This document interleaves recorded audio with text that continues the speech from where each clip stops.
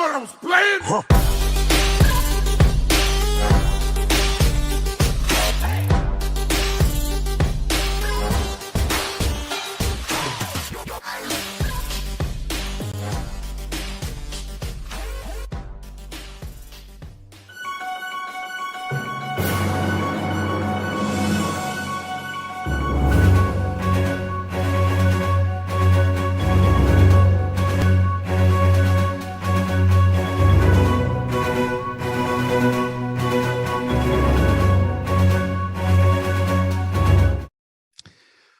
Well, welcome back to the iHealth channel, the FitnessFab channel, and iHealth Radio with Hurricane H here. A new night, a new guest, a new show, special show always. Today's topic is going to be something that many of us may probably experience one way or the other, one time of our lives, or someone in our lives may have, some sort of a case of it. And it's the topic of depression. Now, our guest today has experience in dealing with this, experience with sharing information about it. He's also an enthusiast in fitness, martial arts, you name it, yoga, and he'll talk to us a little bit more about all that stuff. And he also has a book, so he's an author. We're going to talk about that book as well. So without any further ado, Zack Rutledge, how are you? I'm doing great. Hurricane H, thank you so much. It's a real honor being here. Seriously, thank you. Honor is mine. My pleasure.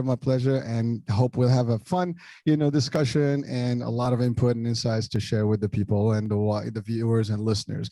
So Zack, tell us a little bit about yourself, your history, and what got you in the fitness world. And I know you have a lot to offer and a lot of background stuff that we need to hear about. So let's talk about that. Sure. So what got me into fitness was actually after my battle with depression, the big drop off, and I'll get into that a little bit later. But my first thing that I really got serious about was martial arts. I got into karate, and fitness was kind of like the byproduct. That was just something I did to get me in shape or like better able to do my martial arts because I loved it, right? So that was like a real passion of mine. And the fitness just came. But I was also a teenager. See, I started karate when I was 11 years old. So I was doing it for a good while. I got my black belt when I was 18. Good age. Yeah. Good age. And I'll never forget this. They handed me my black belt and they said, "Congratulations, you're a beginner." And boy, did that speak volumes, right? We can look at everything in life that way. Yeah. Well, that is the truth. It is the truth. Yeah. Well, we'll talk about that. Go ahead. I'm sorry. Yeah, true martial artists, they're tapped into that, right? So anyway, it wasn't until after my first serious bout with depression where, believe it or not, it didn't come. I was playing with a band, so like it's kind of unexpected. I was playing in a band, and the guys were into fitness, and they were into lifting weights, and they were like, "Hey, man, you should get into lifting weights." And that was where the fitness thing started with me, was just lifting weights. Next, and that turned into cycling and yoga, and I was telling you before we started recording, I just taught a HIIT class. I still teach classes. So it just spun out to everything. I love all that, all the physical stuff. I love it. So that's kind of how that started. Yeah, unexpected, right? Playing in a punk rock band. Well, I mean, that was fun, and again, you still have to have a hobby besides the music. I mean, right, your thing, and you got to be in shape and stuff, and why not, right? Yeah, some muscle and working out is not a bad deal. Plus, you already had the martial arts background, right? And you just said two things there. I mean, in martial arts, and I can relate to that. You started early on, and that's a perfect run. 11. I mean, I personally started when I was 9, so we're about the same age then. Same age about the black belt, about 18. So that's exactly where it starts, and that's really where the beginning. That's the start of where you start your career in it if you continue with it. But then you're right. The key component of martial arts is not just the technique and everything you learn. It's also the fitness and the endurance into it. And that's a big component that drove you into the world of just general fitness and everything else that goes with it. Yeah. And so now you have a balance. Yeah, exactly. So you did all that, and you were on the band. So what happened? So to clarify, I'm still in a band. So I've been stopped, right? So I may be quite a few band stories, and I apologize for that. No, no worries. So what happened was, so looking back on my childhood, I had a very stable childhood. Now, I would say there were some chemical issues going on, where I kind of took things a little harder than other people. I do notice that now because now I have the insight, right? I remember getting in trouble in school and I would take it a lot harder than my classmates. Um, and some like relationship issues in my teens where I would take breakups way harder than I should have. But I just figured I was a moody punk rocker, right? So that was just what I thought. So it wasn't until when I was 18 years old, it was the summer after high school, my best friend was killed. So that was right at the time, I call it the perfect storm. So it was the summer after high school, my lifelong best friend died. And then everyone I went to high school with, of course, all my friends, they were all leaving for college. We were all splitting apart. Now, this is before social media. So there wasn't a real practical, immediate way to keep in touch with each other, aside from, phone calls here and there. But they were busy building their own lives. So that on top of my karate school shut down. So it was quite a bit. And then what I'll add, my last piece here, and I do talk about this a little bit in the book, is late teens, early 20s tends to be when things like depression, OCD, you pick your quirk, let's say, they tend to manifest. Okay, so that's when this all hit me all at once. So that was a very, very dark time. Now, to put things into perspective, right? So this goes back to the fitness. I'm 5'9" and I'm 170 pounds. Okay, which is nothing. Okay, whatever, nothing really to talk about there. But at the time, I was 5'9" and I dropped to 124 pounds. So we're talking almost a 50-pound difference. I was showy. Yeah. Yeah. So if I got sick, as my primary care doctor says, I love her. If I got sick, there was nowhere to go. So it was pretty bad. Now, because of the information, especially at that time, this is I mean, internet was around, but it's not like it is today, right? Yeah. Most of the news you were getting from TV, and most of the nutrition stuff we know is geared towards overweight people because Americans tend to be overweight. So I figured I was doing my body a favor by getting as skinny as I could and by staying away from food and not overeating, where I'm actually a hard gainer. So in trainer terms, I'm ectomorph. So I needed that food. And I just wasn't eating it. I thought I was like, okay, well, I'll feel better if I don't eat. That was one of the worst things I could do, right? So when I was playing in these bands, and these guys were into lifting weights, that was the very first thing. That was my first little building block, because I started lifting weights, and I was like, oh, I was 124 pounds. Now I'm 135, and then I was like, oh, now I'm 145, and then within a year. Maybe not a year, but within not too long, I was up to 170, just by lifting weights. And I was like, hold on a minute here. And I was still in a very deep depression. I was like, if I can see results in this, what else can I do? Right? Because I thought I was doomed to be 124 pounds. But I made some lifestyle changes, and I enjoyed those changes, and I made really positive growth. So that was my very first building block, and it's all kind of built upon that. So I tend to start in that realm, in the physical realm, because you can see it. Wow. Well, so going back to the depression. So the death of a friend, your friends, and all your entourage pretty much disappeared. Mm-hmm. Your martial arts, your hobby, your passions was also limited. Mm-hmm. So was that what actually drove you to just kind of like let yourself go and just not do anything? Was that like just stress? It was stress. I think looking back, there was some PTSD involved, along with grief. Now, I should note that grief is not depression. Grief is something we all have to go through. Sure. And you can actually medicate, I'll call it mask grief, for a while. Let's say you lose a loved one, and you can medicate and you can get by for a while. But if you come off of it, you have to eventually climb that mountain. You have to get through grief. This isn't an optional thing, right? And that's normal. And it sounds strange, but I remember feeling grief and feeling depressed, and they would kind of swerve back and forth, and the grief felt much cleaner. And that sounds odd to some people, but if you're in depression, We don't have to go through depression, and it feels much uglier. My depression, sometimes I describe them as flavors because not everyone's depression is the same, and I went through a bunch of different types.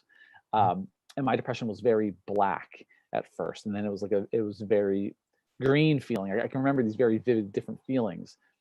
So I just think it was that perfect storm. Like I said, whether he passed away or not, who knows? Maybe I still would have been depressed. Maybe it was more of a chemical thing. I don't know.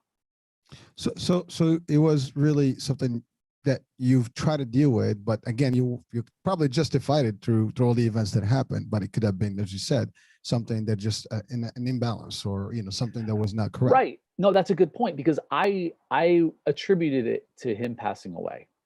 And then, next thing you know, 2 years passes and I wasn't making any progress. And I said, okay, my grief period should be, coming to a close here, or at least making some kind of progress. And when I didn't, that was when things started to click a little bit. Like maybe there's something else going on, because, it's hard to read the label when you're inside the bottle, right? I didn't know what was going on. I'm 18 years old, and no offense to young people, but 18 is not an adult. You just don't have the experience, and you don't have the insight at that age yet.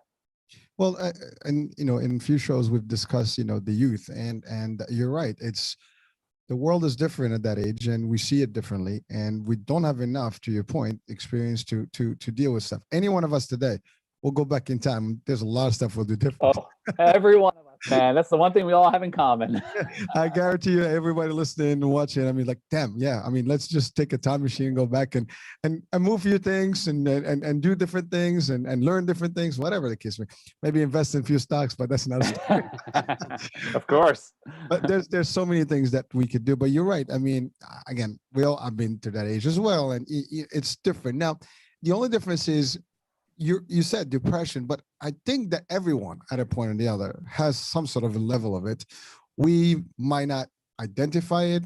We might not, agree that we've had it, or even admit that we had it, but we might all have some dark time or dark place. And so that leads me to a question. And in your definition, of course, because people may hear the word depression and they have different color and view of what depression is. What is, like, if you can describe it to us, what in your experience and your personal, I guess, research and stuff, depression looks like? How does it manifest? It's a loaded question because there's so many different answers, because there's so many different types. Okay. Like I said before, there are different flavors. I will say this, and I feel like this is an important point to make, because there's still that stigma, to an extent. It's getting better, but there's still that stigma. And if you wonder if you have it, you probably do. And even if you don't, that's okay. Take action anyway. And that's really the whole point of my book, is I'm giving these like actionable steps to improve your life. So if you're wondering about it, let's just treat it like it is.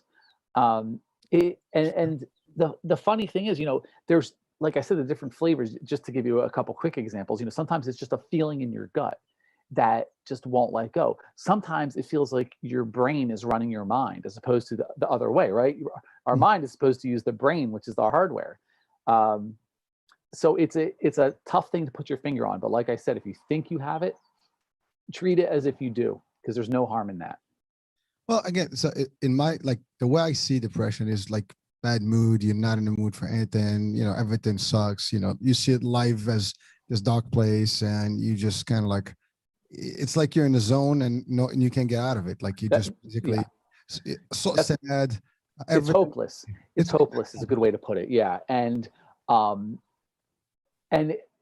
clinically, I think the definition is like this extreme sadness that lasts longer than 2 weeks. Yes. Maybe. I like that. That's a simple. Yeah, maybe. That could be grief as well, because grief, I think, takes longer than 2 weeks.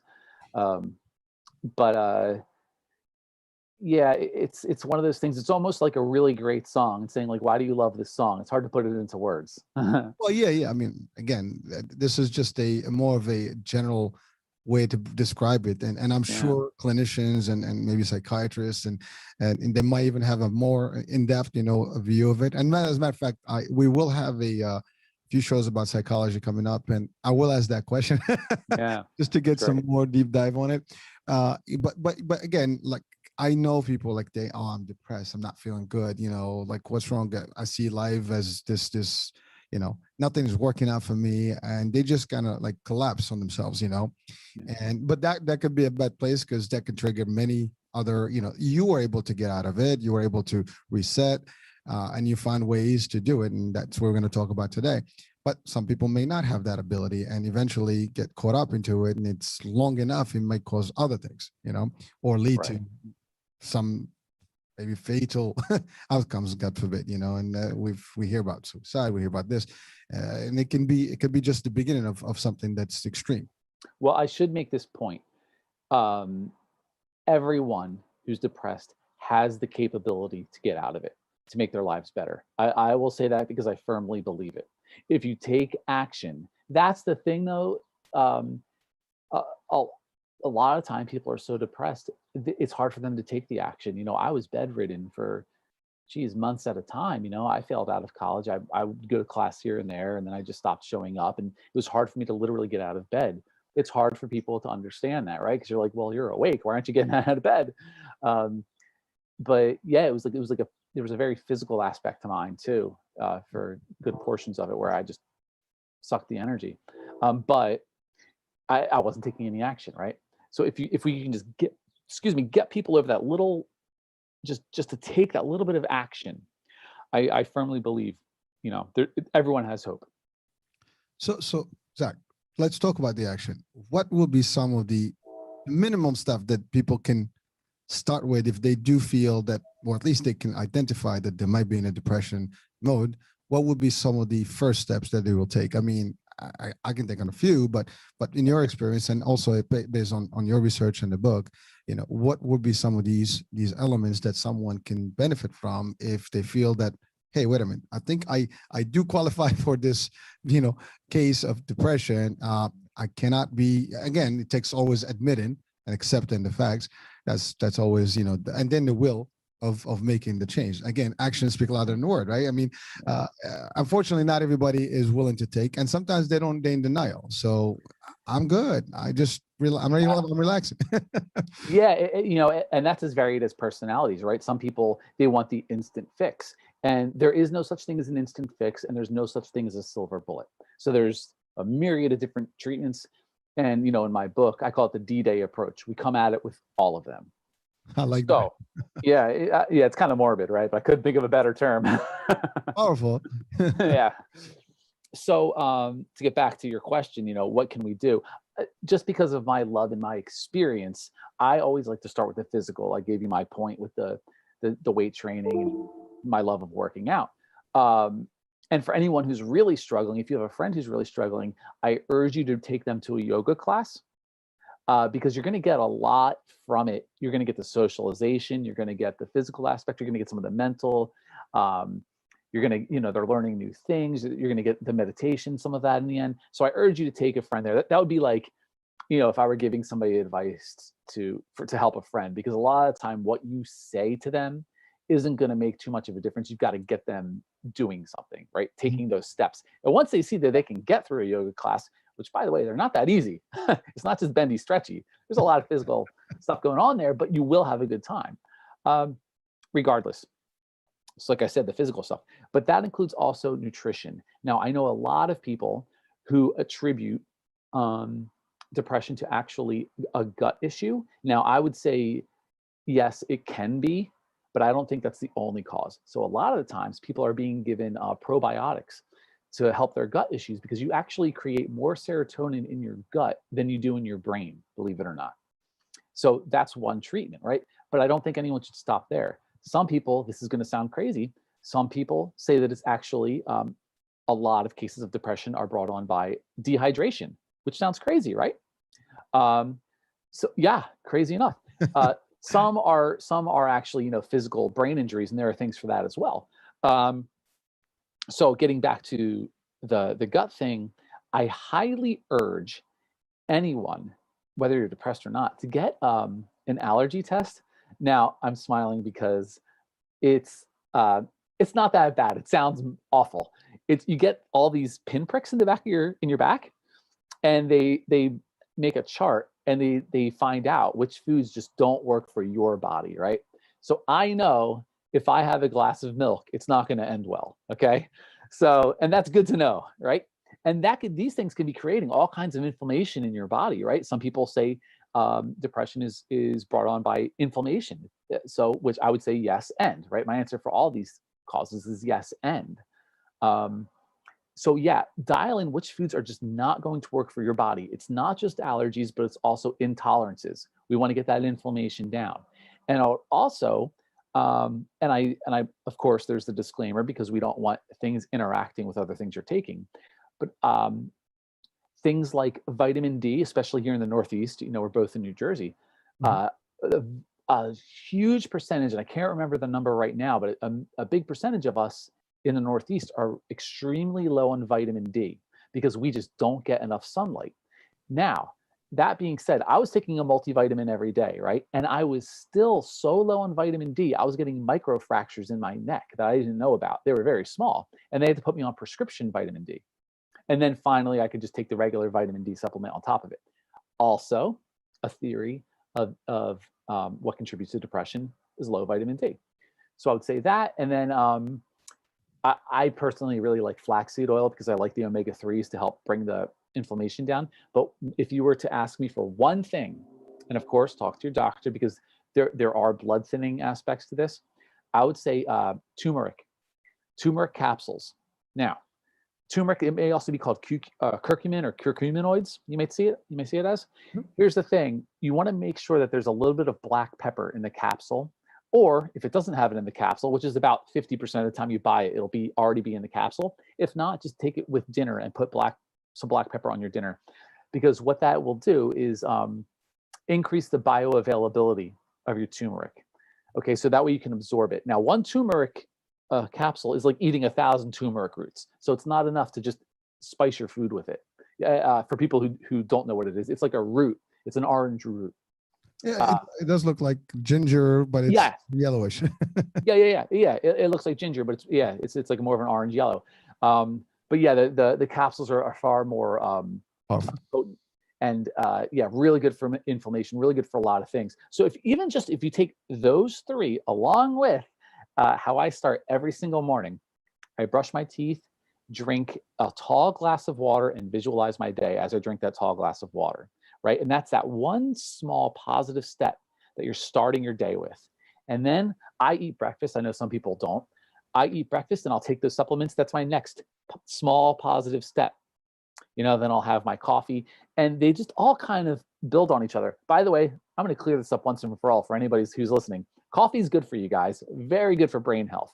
Now, of course, too much isn't good for you, right? You don't want to be drinking 7 cups a day, but I think it's like up to 3 cups a day. You're golden as long as it's not interrupting your sleep. Very good for your brain. I'm a brain health trainer as well, so yeah, coffee's okay, guys. Well, that it's funny because a lot of people this big topic about coffee, how much can you drink of it, and this or that is caffeine. But you're right. I mean, a lot of studies are showing that it's pretty good. As long as it's moderation, and that's it. Like everything else. Like everything else, you're exactly right. Yeah. Yeah. So Zach, you've highlighted some of the some physical aspect, some nutritional aspect, well, at least some supplement aspect. So, but it's really a package, right? Of course. And it's also a mindset because you just said you gotta put in your mind, visualize your day, do all that. So there's a lot more than just taking stuff. It's a composition of different elements that you have to add, and then the outcome is that you'll be better off than most. If you follow those. Absolutely. The thing is, you can't do it all at once, right? You're not just going to wake up one day and do every one of these steps. Start small and celebrate those small victories. Now, you talked about mindset for a bit, which is equally as important. Hard to get going when you're it feels like almost like a battle. Like I said, it feels like your brain is almost driving your mind because you're geared towards those negative thoughts. Now, to backtrack a little bit, the theory is that we automatically focus on the negative. Okay. And I argue that we're experts at seeing the negative in things. And the theory is that back when we were cavemen, it was more advantageous to watch out for the saber-toothed tiger than to go after the food, because the saber-toothed tiger can't wait. The food will be there, right? So we're geared towards that negativity. The problem is it's many years later. We don't live in that world anymore, right? But we're still geared towards that negativity. Okay, so understanding that, fine. It's because it's such a complex thing, and I don't want to forget this. If any of your listeners want that chapter just to check it out, it's on me. Have them email me, and I'll send them that chapter on mindset, and that'll be a good place to kind of get them started as well. Definitely, and we'll talk about how to link to all these resources. Great. The book. So yeah, definitely at the end we'll discuss all these. But thank you for the offer, and definitely if you're listening in, hey, we can do this. We can get anything we can grab, as information, insights that can help us be better. And you've touched on negativity and positivity. I mean, those are things that I live with myself, and I just can tell you this: it's a powerful way of living when you actually can differentiate and always lean towards the positive. Because if you think negative, everything in your life is going to have a negative outcome. It's just like, it's unbelievable. If you think positive, you'll see everything in the positive light, and things will get better for you. And then you can control no depression, no anxiety. You can have better resilience and everything else. I mean, there's so much stuff about positivity, but like you said, sorry, I don't want to cut you off. No, go ahead. But like you said, it all goes together, which is why I ask people to do all these things, right? Because it's very hard for somebody to just say, I'm positive. Meanwhile, their physical health is falling apart, and they're eating garbage, and which very much people underestimate this. What you eat can very much twist your thoughts. I'm a firm believer of that. Yeah. I couldn't agree more. I mean, that's a fact. And so going back to the physical activities, I know you are a personal trainer, you do all that stuff, and you help people as well. Is there any regimen of physical activities that someone should adhere to, minimum, or and I mean, whatever they can get to? Some people have time, some people don't. Some people are older, some people are younger, and there's so many type of reasons why people cannot do the same thing. But what would be like some of the standard stuff that you would recommend to help someone on a day-to-day basis? You just really like get excited and have their day in a very positive way. Okay, you're getting me in my passion now. So way, baby. Okay, so if I were talking to somebody like you or me, and we are the minority, as I would say, get into martial arts, right? But that's we're not the majority of people. Okay, so I'll put that up there, because martial arts, how magical they can be, right? They're just their own thing. I would recommend yoga. Again, it's not going to be a whole lot of people, but it's slightly more people can get into yoga, which I think is extremely powerful. Now, what should they be doing? It's the one that they love. So I do give quite a few examples in the book of things they can do. My new passion, you're going to laugh at me, Hurricane H. Go for it. Okay, I don't know if you heard of this game yet, pickleball. No. Okay. I'm looking over there because I literally just moved in across the street from some pickleball courts. It's like tennis but smaller, or like ping pong but bigger. So it's like a cross between the two. I gotta check it out. It's like all the rage in the senior communities. And like, it's so fun. Really good for brain health, by the way. And you can whack this ball because it's almost like a wiffle ball. Oh, it's such a good time. But the point is, right, I have a good time doing it, and it's the one that you love, right? Like, whether it's cycling or swimming, there's something for everybody. It can be hiking if you just like being out in nature. There's something for everyone, but I think it would be way more of an uphill battle if you're not getting any physical activity. I feel like it's really important to at least be doing something, getting your body moving, getting that lymph system moving. People don't realize your lymph, the whole lymphatic system, that doesn't travel through your veins. That's its own complete system. And the only way that moves around is by moving your body. So that's important, right? That's your immune system. And yeah. Well, exercise is a key. And it's funny because the year and a half we had, I mean, with COVID and everybody being locked down, a lot of people were just kind of, gyms were closed and you can go out. So people have just literally lost a lot of that. And, and you can tell people are in different shape, in at least for a few months now, people are getting back into shape and things like that. A lot of people have gone into more like home type of workout styles, things like that. A lot of audio visual, classes, things like that. Yeah. But that's been the way to diffuse that. And of course, some people that have better access to nature, hiking, walking out, but you're right. So you move, you breathe better, your oxygen levels are nicer, your brain's function is much healthier. So all of the above. And I love that you said that. I have a quick funny story. So like, I prefer stuff outside. I really like doing a good mix of stuff that includes outdoors. But there was a guy, he's the husband of one of my clients, and she's always working out. And he is like, no, I don't do that stuff. I don't do that stuff. He's like, I don't like working out. I said, okay, I'm not going to force you. Meanwhile, I go upstairs, the dude's soaking wet from sweating. I'm like, what the heck were you doing? He had, I don't know if you've heard of this, the Oculus, those like video game things, like virtual reality. Yeah. He was playing boxing on this Oculus. And I'm like, dude, you just did like 45 minutes of cardio. You're telling me you don't like moving. He's like, no, that's just a game. I'm like, dude, you're sweating, man. You're breathing hard. I was like, there's your activity. Like, well, so everybody has something. Well, it's funny you said that. So I have a regular job, and in the job we work with the seniors in the senior market, and we have events that are dedicated to seniors. And you remember the Wii and also the Connect, the Xbox Connect, whatever they call those, so we had those activities for seniors, which basically was a game, tennis and this and that, boxing. But it does work. I mean, it does. Well, I even used it and it was fun, man. So you're right. I mean, anything, whatever, float your boat, just do it. But the idea is, do not stagnate, do not just sit idle, because that's the problem. And try a bunch and see what has you having fun. That's the big thing. Yeah. No, that's it. Well, again, I mean, exercise is big part of everything we do. I mean, walking, as simple as that. Any doctor will tell you, walk at least half hour a day, a few days a week, and just, keep, exercising.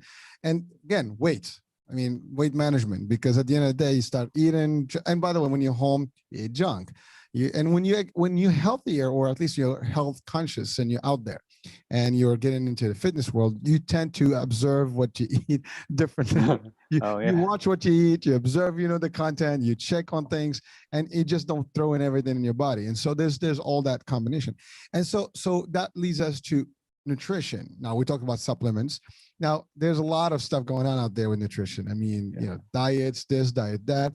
Are there any things that you've addressed in the book that have specific, content on nutrition?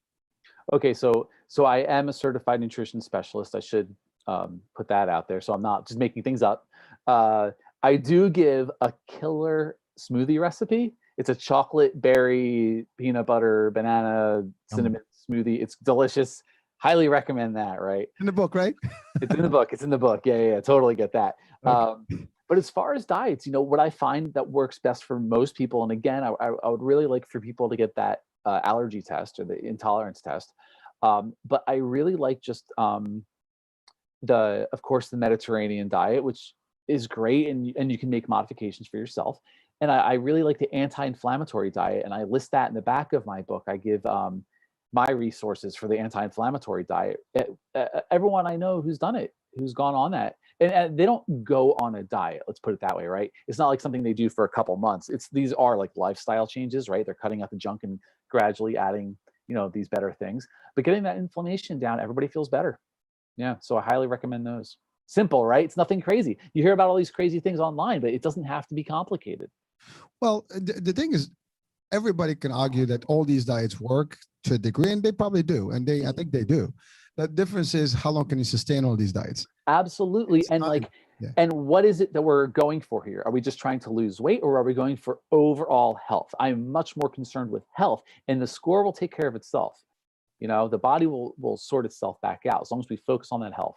Well, you said it yourself. I mean, you were losing weight thinking that was the right way. Yeah. And that's the other thing. Losing weight is not necessarily a good thing, and gaining too much weight is not necessarily a good thing. It's really balancing it out, keeping a nice, healthy weight.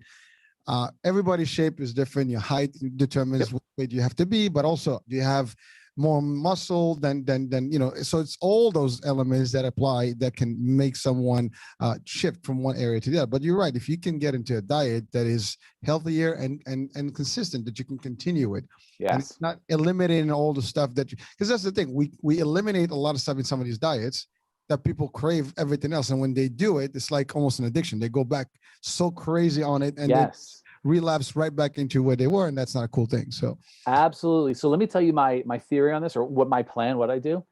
85% of the time I eat clean for my body. 15% of the time I cheat like hell, and it's been working out for me for a good amount of time now. Well, listen, any good nutritionist or dietitian will tell you there's always cheat. You can cheat, every now and then. You just need to know how to cheat. Yeah, and I cheat every day. I just don't do it for 3 meals a day, right? I give myself those little things because again, it's also calorie deficit, calorie intake, balancing all that stuff, and again, the right supplements. It's all. I mean, that's the part. I mean, I've been just having discussions. We've talked about this. I talk about nutritionists, dietitians, doctors. At the end of the day, it's all, everything goes tight together.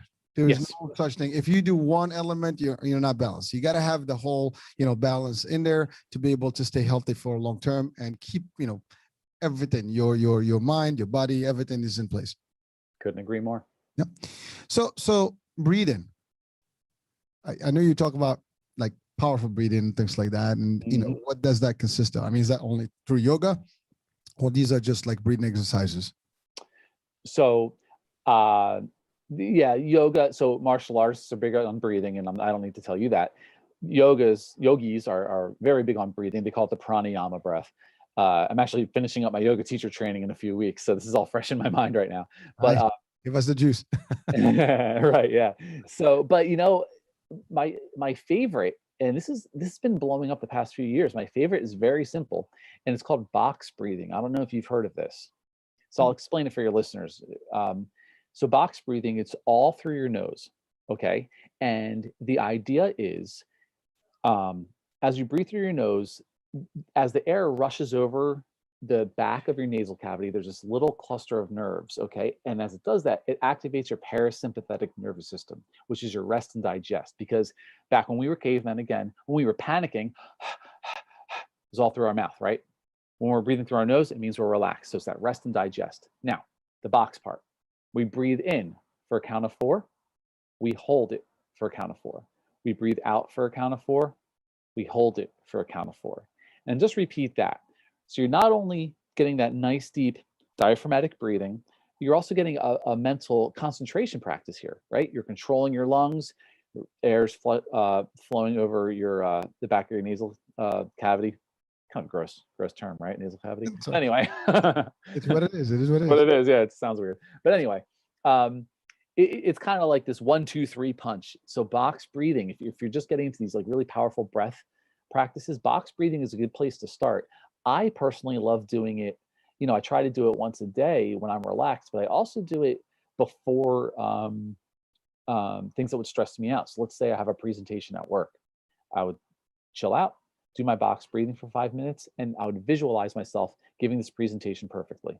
So then I go into it as if I had already done it, and I'm automatically calmed down because I've been doing my box breathing. So highly recommend it. Anybody wants to get into, breath sounds weird. It's like, well, I breathe, right? But it's not that simple, right? Get into this box breathing first, and you'll be like, oh wow.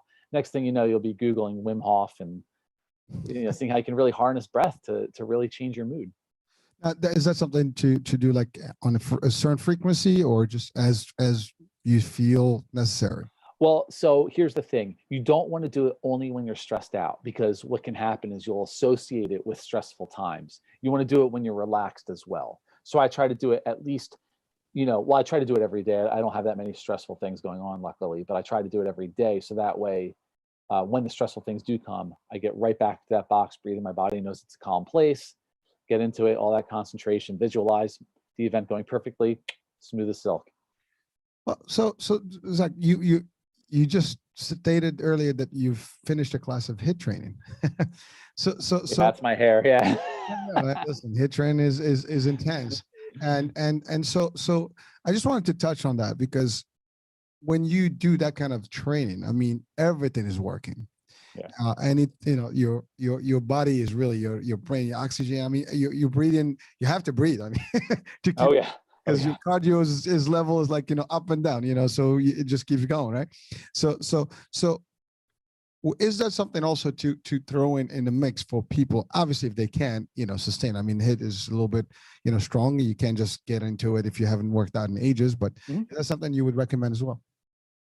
For starting out, if you are, since we're in this, uh, later stages of COVID as we record this, we're just getting back to in person. I would highly recommend if you're going to do it, you can do it as a beginner, but Mm. do it in person and go at your own pace. Because if they're saying move at an 8, that's okay. Go for your 8. It doesn't have to be the guy next to you, right? Move at your 8. I'm saying 8 out of 10 intensity, right? They call it RPE, rate of perceived exertion.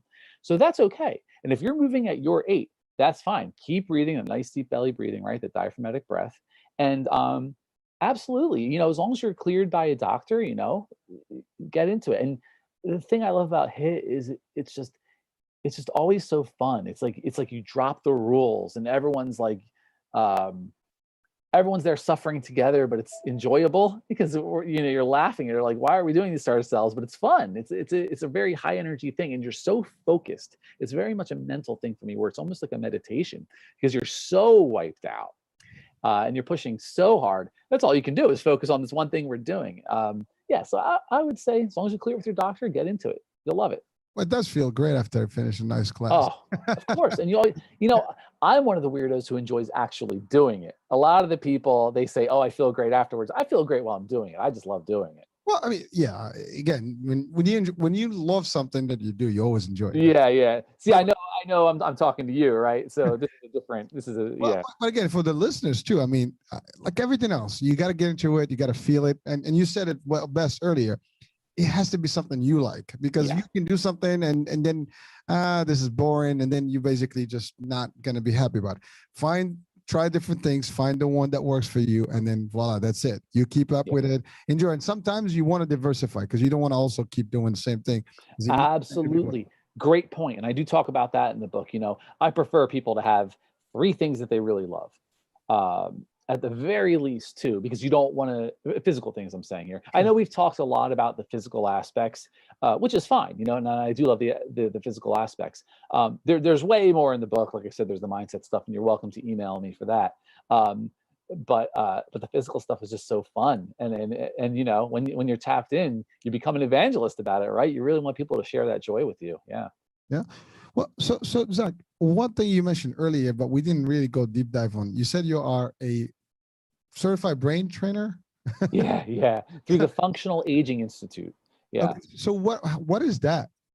Just as curiosity, It's cutting. explain It's this. it's a, it's a pretty new field, and the Functional Aging Institute. This whole thing, this brain trainer certification was started by the people who trained under Daniel Amen, and you may not know who that is, but he wrote the book.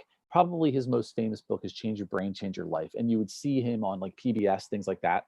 So Mhm. they're his disciples, and the idea is your it's not the idea, it's proven now. Your brain has plasticity, right? You're not stuck with it's not what we used to think, where you had a certain amount of brain cells when you're an adult and then it slowly shrinks. It's not that way.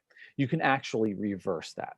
So they call it angiogenesis, which is actually creating new um, Brain cells. uh, uh, blood vessels in your brain. Oh And wow. then neurogenesis, which is the new neurons growing, right? So this can happen, right? That's proven. It's fascinating. I'm actually doing a presentation on it in a few weeks, and I love it. So if and my one big tip, maybe I'll give 2. If you really want to improve your brain health, um, get into that pickleball. And I'm not kidding about that. That's actually really, really great for your brain. Another one, and people struggle with this because it's like getting into meditation, which I talk about in the book as well. Um, because it takes the discipline and doing it every day. Start juggling. I'm not kidding you. Start juggling. Very, very good for your brain. Yeah. I'm pretty sure it's hard to juggle stuff. So your brain has to work double time to figure it out. Yeah, it took me a long time, but it was a process, right? And if you set aside 5 minutes a day, even just like meditation, even just the learning to juggle, you don't have to be juggling, just the learning to juggle has great brain benefits. Well, I mean, it's just like some of these games that they have for the mind, Yeah, mind exercise. So, yeah, and I know I've seen those, especially in the senior world, they have those online and things like that. Even some places they do these, board games and even like things to stimulate the brain and get them fired and more exciting. So, hey, listen, everything works. I mean, you said it. I mean, brain, body, breathing, physical aspect, activities, all these things. But again, it has to be fun. It has to be something that people will, really feel good about, and certainly that's when you get the results you're looking for. yeah, So we've been talking about the book all this time. yeah. So what is the name of the book? Oh, we didn't say that. Yeah. So it's called the official Depression Relief Playbook. And I kind of a funny title, but I called it that on purpose. I want it to be almost like the plan you go to. So because it's actionable. It's not something you're just going to read. It's not just thoughts. It's actionable things that you can do. And I feel like it's really important for people in these dark stages of their lives to take action. It's empowering when you see results. It's empowering just getting up and doing the thing. So yeah, the Depression Relief Playbook. I kept it very short. It's because the last thing I wanted to do when I was 20 years old was to read through 350 pages to get to one or two good ideas. I didn't have the energy. So I made this very short. It's the kind of thing, really almost, I wrote it in two ways. I mean, partially I wrote it as to be a gift for people because I joke about it, but I wrote for the worst possible audience to get sales because depressed people typically don't reach out for help, right? So it was almost like as a gift that you can give to somebody. It's not overly preachy. And like I said, it's short. I want it next to people's bedstands. That's my dream. Is I want it people's next to people's bedstands or on their bedstands, I should say, and they can pick it up and flip through it when they're at their deepest moments at 3 a.m. Um, that's my dream about it. That's my dream for the future of this book. Yeah. Well, I hope that people will take advantage and is available on Amazon, I believe, right? Yeah, I went like the very simple route. To be honest with you, I put it on Amazon and that's it. So it's available through Amazon. Yeah. Well, again, I want to put the link of the book or the site where they can actually click and just go to it and check it out. And frankly, I think to your point, it's a guide how to God. do with all this, and all the stuff we discussed today is already in there. Plus, you have the formulas and you have the different values that you can use. The supplements, the tab supplements, maybe the shake that we talked about. Yeah, man. Yeah, and then there's plenty of other stuff in there too. Like the second half of the book, we didn't discuss at all, which is fine. But yeah, there's plenty of other stuff in there too, and you can start at any point of it. You don't have to start with just the fitness stuff. That's what that's what worked for me, I should say. But you can start at any of these stages. Yeah, and I talk about my experiences with therapy, and I talk about my experiences with medication, and it's I feel like um it can be it can be really valuable to certain people who are in that mindset I was in. Yeah. So quick question. I know we didn't talk about medications, and I know you just hit on that. Yeah. Is that also obviously it's on the book, but Yeah. what is that experience and what is the interaction of medication, good, bad, or otherwise, in terms of people's depression or just healthy living? So obviously, talk to your doctor, of course. And I was hesitant. That was actually the last thing I did was go on medication. That was the very last thing I did. And that wasn't until a few years ago. And I could have been okay without doing it, to be honest. I could have been okay, but I'm much better now while on it because around 8 o'clock at night, when I guess if my testosterone dropped or whatever happened, 8 o'clock at night, that's when the brain started running the mind. So it was the last step I took. Now, I have a friend who started doing the medication and he was expecting that to be a cure all. And he didn't, he still calls me with these panic attacks. And I'm like, dude, you have to still put in the work, man. You have to put in the work. Like this isn't going to do the work for you. This is just one step, right? So I talk about, not only the stigma, but like the misinformation. There's a lot of misinformation out there. I thought once you're on medication, you had to be medicated for the rest of your life. Not true. my primary care doctor, she was like, look, she's like, if you don't like it, come off of it. And I was like, oh, okay. I didn't know that was an option. Well, you're Yeah, right. The popular, I guess, perception is that you get onto those meds and you're in for life. It's addictive and you can't mm-mm, get off them. mm-mm. No, Uh, no, no, no, no, no, no. yeah. Yeah, that's the perception. Absolutely. And no, it's not that way. And another one is, that you're gonna like collect all these side effects, right? And yes, I had side effects, and they were significant the first week. I definitely noticed them. The next week, there were a little less. The next week, there were a little less. And I honestly, probably 6 months in, I still felt some side effects, but eventually they all went away. So that's another thing is I really urge people, if they are going to go that route, they need to do the work as well. But if they're going to do the medications, don't do it for 3 days. I know too many people, that seems to be like the magic number. They do it for 3 days. They say, oh, I don't like the way it made me feel. And then they come off of it. No, no, let your body do its thing. Your body needs to adjust. It's smart. It will adjust, but you have to give it the time. Well, that's for everything, including like even workout. Like just Oh go. yeah, You can start the first 2 sessions are going to be the hardest. The third one is going to be even. you're absolutely right. You're And absolutely right. you Yeah, do it a week, 2 weeks, and then it's like routine. Like, oh, I want more. absolutely right. And you can't expect to have massive pecs after 2 times lifting a dumbbell or lifting a barbell. Yeah, yeah. Oh, thank you for saying that. Yes, I'm going to use that from now on. That analogy. Well, but it's true. I mean, like even like everything else, everything that is good and worth anything in life takes time. Takes time. And Takes time. I mean, And that's okay. it is. Yeah, because there's way too much. We talked about this a little bit earlier. This instant fix people want. It, you know, um, I wouldn't say nothing is valuable that comes instantly, because maybe there are a few things that come instantly that are valuable, but I would say there is a lot of stuff that just takes time, and that's okay. That's part of the process, man. Well, what I said, anything that is worth, Yeah. and because yeah, you can have things that are instant, but they might not be worth, what you're really looking for, and that they may not be for a long time. So everything, I mean, whether you want good food, it takes good time to prepare. You want a good relationship, you have to build it. You want, Yes. a house, you got to work hard for it. You want a business, it takes time to build. I mean, Yeah. that's life. I mean, yeah, but you Yes. can get something, you can get elements that you can buy instantly, and like, okay, but then, and if you didn't work for things long enough, or if you didn't appreciate them, you might not actually continuously use them over time, because you're just like, okay, whatever. So again, but you're right. Like everybody needs to realize that you want results, you need to put the time, you need to invest. Yes. And Yes. Thank you. that's it. You just have to invest. That's it. We're Well, speaking the same language, brother. hey, I love it. And it's great because for our listeners, I mean, I'm sure some people will relate to this. A lot of people will relate to this, and they're like, yeah. And even for the people that are like in the same mindset, this is always a refresher. We all need a refresher and a reminder and a constant reminder that like, this is how you have to think, that's how you have to do things.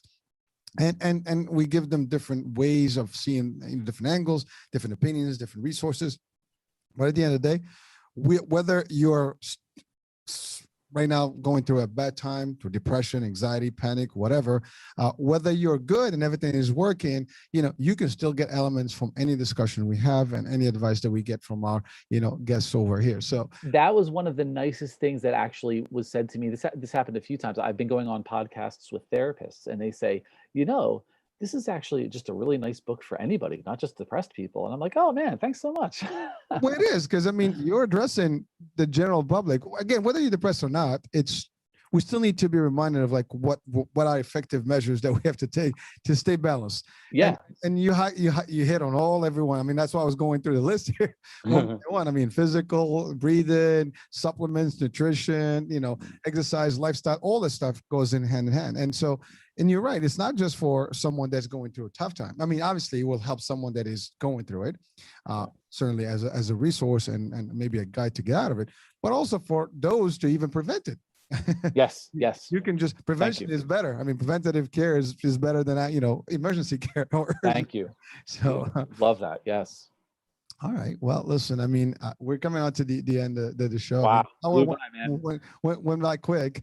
But I mean, I did want to highlight, I mean, we didn't talk about your background, but you do have a couple of masters, you know, Yeah, yeah, and a lot of certifications in different, in fitness and the brain, training that you said. So yeah, there's and nutrition, I believe, too. yeah. Right. So you bring a whole wealth of knowledge to the table. And for anyone listening and watching on the iHealth channel, please feel free to check out the book. The link will be on the description of the show. The mindset, we had him, Zach volunteered for the mindset, chapter. So Yep. Shoot me maybe an email, guys. yeah. Yeah. Yeah, I'll have that information as well. And just follow these elements. I mean, these are just great advice that any one of us can use. And even if we don't feel that we need it because we are good, and sometimes that's how we all think that we got this, someone we know may not have it, and maybe we can share that with other folks. And that's how it is. It's knowledge that we can share that can help. And if we can help one life and save one life, you never know what that impact is. And that's really the mission. And I think everyone will be a winner here. So let's keep it positive. Love it, man. So Zach, just any last words for our audience before we end the show?